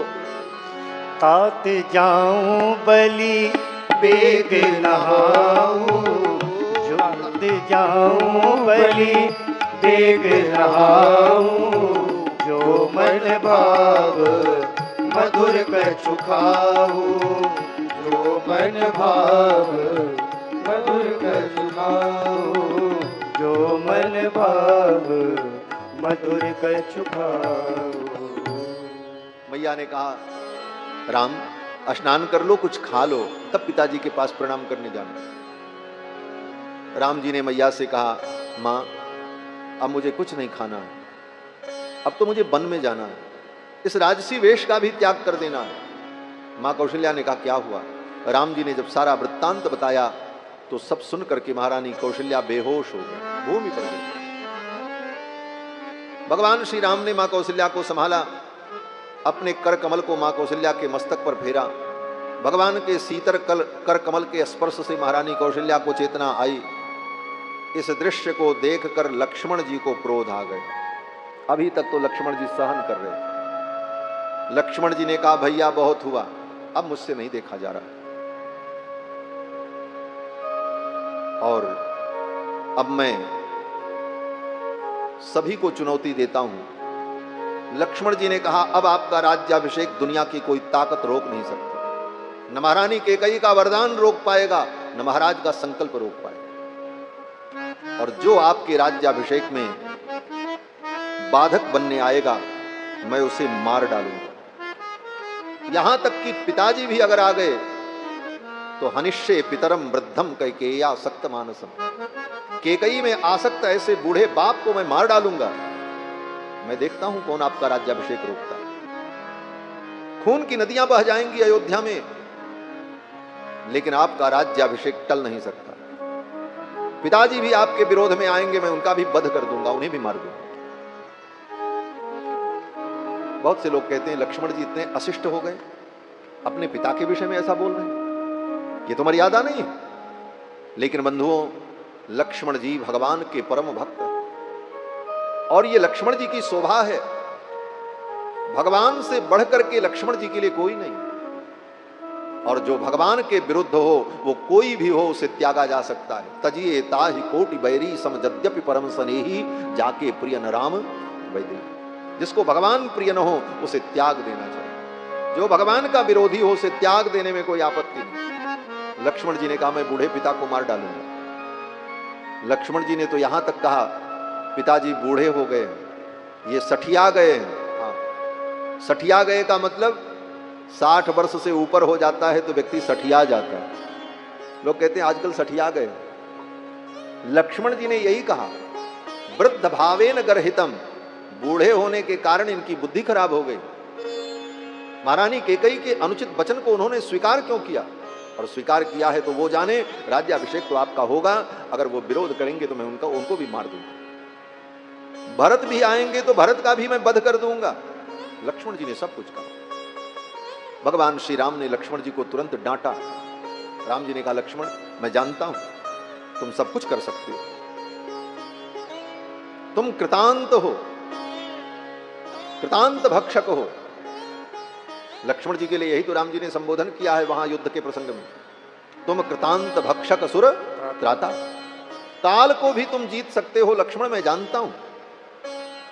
लेकिन लक्ष्मण, जिस राज्य को पाने के लिए भाई को मारा जाए, पिता को मारा जाए, प्रजा को मारा जाए, ऐसा राज्य लेकर के मैं क्या करूंगा? उस राज्य में मेरी कोई अभिरुचि नहीं है। रामायण और महाभारत में यही अंतर है। रामायण भी एक भारत का प्राचीन इतिहास है और महाभारत भी भारत का एक प्राचीन इतिहास है। दोनों इतिहास में मूलभूत अंतर क्या है? बोले दोनों में राज्य की लड़ाई हुई है, लेकिन एक तरफ राज्य के लिए भाई ने भाई को मारा है। कहां? बोले महाभारत में। और दूसरे इतिहास रामायण में बोले भाई ने भाई के लिए अपने राज्य को त्याग दिया है। बोले ले जाए भाई, भाई के सुख के लिए उस राज्य को त्यागा राम जी ने। यही रामायण है। इसीलिए राम राज्य की कल्पना की जाती है। महाभारत बहुत ज्ञान का ग्रंथ है, परंतु महाभारत में जो हुआ वो आदर्श नहीं है, वो सिद्धांत नहीं है। सिद्धांत तो राम जी का चरित्र है। इसीलिए आज भी राम राज्य की परिकल्पना की जाती है कि राम राज्य ही सर्वोत्तम राज्य है। क्यों? जो सर्वसम्मत का राज्य हो वही राम राज्य होता है, बहुमत का राज्य नहीं, बल से जीता गया राज्य नहीं। लोगों के मन को जीत करके जो लोगों के मन पर राज्य करता है उस राजा का नाम राम है, वो राम राज्य है। राम जी ने अपनी प्रजा के मन को जीता। राम जी ने कहा एक व्यक्ति भी अगर चाहेगा कि मैं राजा न बनूं तो मैं राजा नहीं बनूंगा, जब सब चाहेंगे उस दिन मैं राजा बनूंगा। राम जी ने लक्ष्मण को डांट दिया, लक्ष्मण जी शांत हो गए। मां को समझाया। मां कौशल्या ने कहा मैं भी तुम्हारे साथ वन में चलूंगी। राम जी ने कहा मां मेरा धर्म है पिता की आज्ञा का पालन करना, और आप नारी हैं, नारी का धर्म है पति की सेवा करना। आपका जो धर्म है आप अपने धर्म का पालन करो और मैं अपने धर्म का पालन करूं। यही रामायण का सिद्धांत है। हमें निज धर्म पर चलना सिखाती रोज रामायण। ये रामायण हमें अपने धर्म पर चलना सिखाती। भगवान श्री राम ने कहा मां आप नारी हैं और नारी का धर्म क्या है? बोले पति की सेवा करना। पुत्र और पति में उसके लिए महत्वपूर्ण पति है। पुत्र द्वितीय कोटि में होता है। इसलिए मां आपका परम धर्म है कि आप अयोध्या में रहकर महाराज की सेवा करें, ये आपका धर्म है। और मैं पुत्र हूं, मुझे पिता की आज्ञा का पालन करना चाहिए, ये मेरा धर्म है। आप अपने धर्म का पालन करो और मैं अपने धर्म का पालन। यही राम राज्य की व्यवस्था है। हर व्यक्ति अपने धर्म का पालन करे, जिसका जो धर्म है।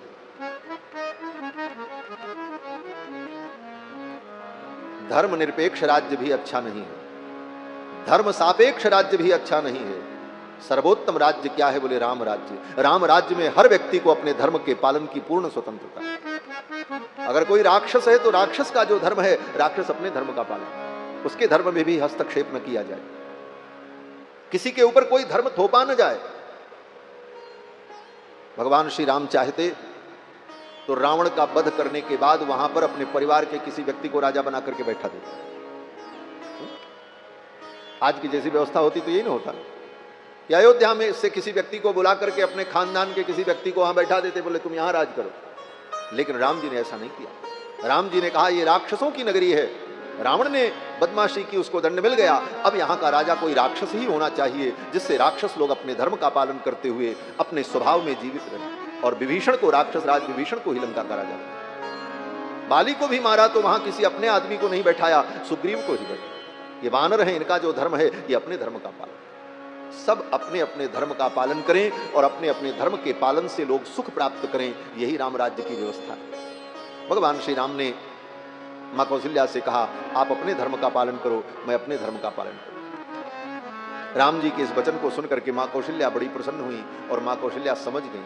उन्होंने कहा, राम तुम ठीक कहते हो, जिस धर्म का तुम श्रद्धा पूर्वक पालन कर रहे हो वो धर्म ही तुम्हारी रक्षा करे। यम पालयसि धर्मस्त्वम प्रीत्या च नियमेन च सवै राघव शार्दूल धर्मस्त्वाम अभिरक्षते। जिस धर्म का तुम प्रीति पूर्वक श्रद्धा पूर्वक पालन कर रहे हो, पुत्र धर्म का, वो धर्म ही तुम्हारी रक्षा करे। जाओ, मैं तुम्हें आशीर्वाद देती हूं। मां कौशल्या ने प्रसन्नता पूर्वक आशीर्वाद देकर के विदा किया।